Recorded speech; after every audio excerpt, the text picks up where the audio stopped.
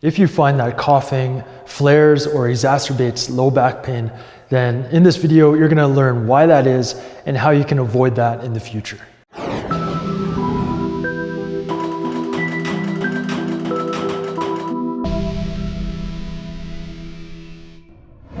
Hey, what's up? It's Coach E here from Precision Movement, and today I want to answer a question that I received from one of my customers of Spine Control, and they were asking, why does coughing cause my low back pain or my low back to hurt? And there's a few different reasons for this. The first thing you've got to understand is not all low back pain is created the same. So there's different people have different things that flare their low back. And there's three major categories of that.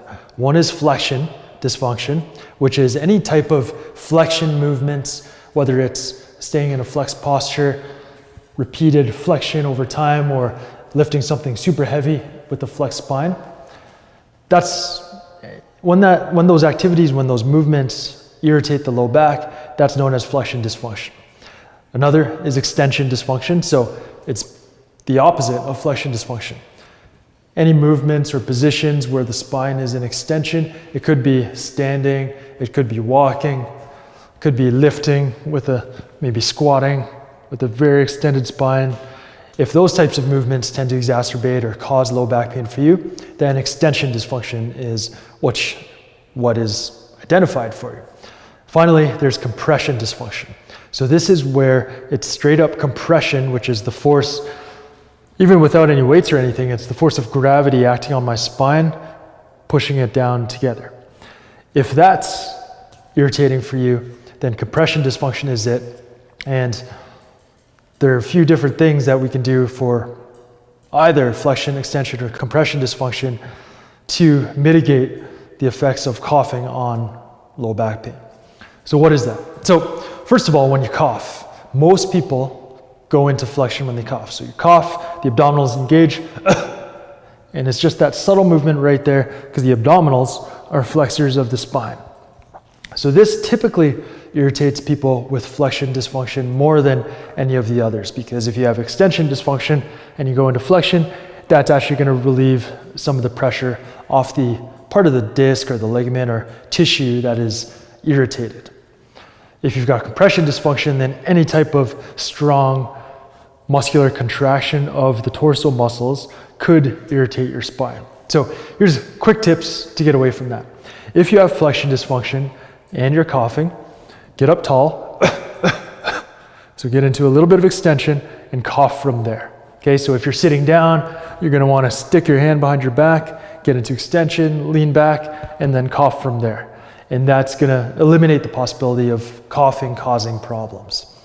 If you have compression dysfunction, then any type of strong abdominal contractions may irritate you if they bring you into if they cause more compression of the spine.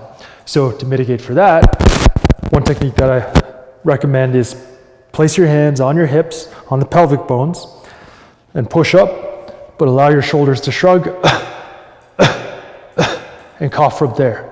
So what you're doing is you're creating length through the spine, which when you cough, you're gonna have less compression on the irritated tissues. So if it's a disc, for example, that's in your lumbar spine that's irritated, and every time excess compression is going through that disc, it hurts, then lengthening the spine will minimize or eliminate the compression from the coughing.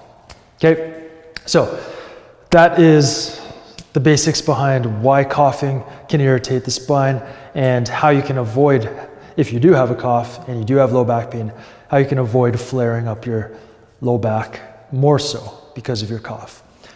If you don't know what the root cause of your low back pain is, then I've created an assessment for you that you can walk through at the link you'll see at the end of this video or in the description. And in this assessment, we're going to determine through a series of tests and questions whether you have flexion, extension, or compression dysfunction. So if you're not sure what the root cause is, follow that link, take the assessment, and we'll help you identify what might be the irritating movements to your spine and how you can go about avoiding them and then healing your spine so those movements no longer irritate you in the future.